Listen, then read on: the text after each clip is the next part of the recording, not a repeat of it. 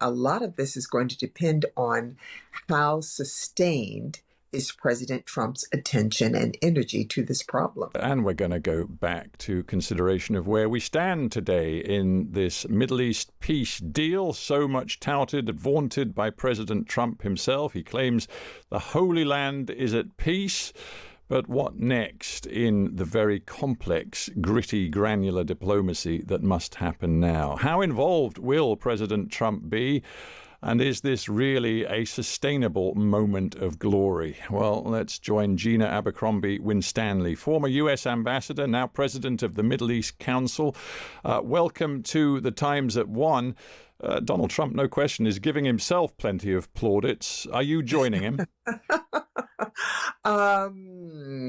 I am certainly giving credit for getting to a ceasefire once again, because that's where we are. This is someplace we were in January when he first took office, where there was an exchange of detainees. Israelis had detained many Palestinians without charge, and prisoners for hostages. So that's how far we've gotten today, and kudos for that. Absolutely important. Getting all the hostages out, absolutely key, and God bless them, and glad that they are home with their families, and hope the rest of it works with getting out those who were killed either by Hamas or by Israeli shelling in the last 2 years.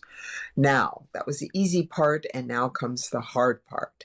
And as you said in your opening, a lot of this is going to depend on how sustained is President Trump's attention and energy to this problem. And what is your answer to that? Uncertain at best. If we look at his record, we would not be very hopeful. One key element, if I may interrupt, one key element is going to be the degree to which he's prepared to keep the pressure, the leverage on Benjamin Netanyahu. For example, we have reports in the last few hours of Hamas gunmen on the streets of Gaza doing some pretty brutal things to their enemies, clearly showing no sign of disarming. Now, Israel and Netanyahu and his key associates may say that is good reason to consider going back into territory they've just pulled back from inside the Gaza Strip. To what extent is Trump going to be prepared to play hardball with Netanyahu going forward? Well, that's the question, isn't it? And keeping in mind one of the challenges that keeps Hamas there and fighting for primacy is that the Israeli government, the prime minister has said, they refuse to have the Palestinian Authority return. That is the most logical, credible entity to take over governance in the Gaza Strip with the reforms that are mentioned in the 20-point plan. But with saying that no Palestinian Authority and no Hamas, then you are going to have conflicts, gangs, factions that have been backed by the Israelis. So absolutely Hamas is going to be fighting with them.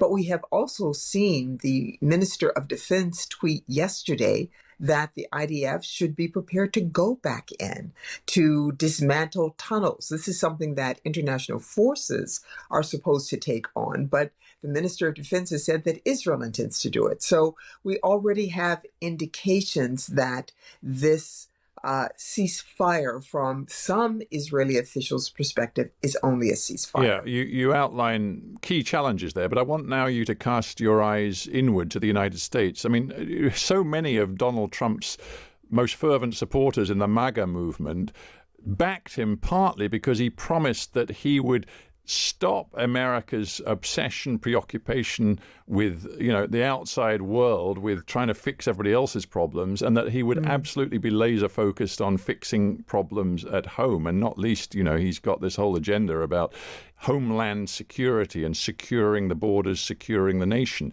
Do you think his MAGA followers actually want him to spend less time making peace around the world and to truly focus on their domestic concerns? I'm certain of it. You have really hit it on the head there. I am certain, and we have certainly seen people like Tucker Carlson, Marjorie Taylor Greene, and others who are staunch supporters of the MAGA movement and of President Trump question his decisions with regard to bombing Iran, in support of Israel, and I'm certain there will be questions about some of his remarks at the Knesset yesterday, where he talked about the war in Gaza being in Israel-U.S. partnership. I mean, it was extraordinary language to be associating the United States so wholeheartedly.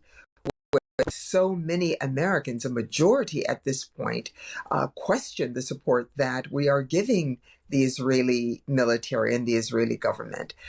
Certainly a majority of Democratic voters and independent voters, and increasing numbers of Republican voters. So he is going to have to be careful on that. Gina Abercrombie-Winstanley, thank you very much indeed for joining us on The Times at 1. Thanks. My pleasure. Thank you. Mr. President, I believe that today we're taking a critical step towards both ending the war in Gaza and setting the stage for dramatically advancing peace in the Middle East, and I think beyond the Middle East, in very important Muslim countries. I support your plan to end the war in Gaza, which achieves our war aims. It will bring back to Israel all our hostages, dismantle Hamas's military capabilities, end its political rule, and ensure that Gaza never again poses a threat to Israel. For their peoples. President Trump just said it. Your plan is consistent with the 5 principles my government set for the end of the war and the day after Hamas. Everybody asks, what is your plan for the day after Hamas? Here's our plan. Passed it in the cabinet. All our hostages, both those who are alive and those who died, all of them will return home immediately. Hamas will be disarmed. Gaza will be demilitarized. Israel will retain security responsibility, including a security perimeter for the foreseeable future. And lastly, Gaza will have a peaceful civilian administration that is run neither by Hamas nor by the Palestinian Authority. I want to thank your entire team for their efforts to get to this point. Now, if this international body succeeds, we will have permanently ended the war. Israel will conduct further withdrawals linked to the extent of disarmament and demilitarization, but will remain in the security perimeter for the foreseeable future. There are quite a few, but if we could try to mitigate them or put it on a different footing.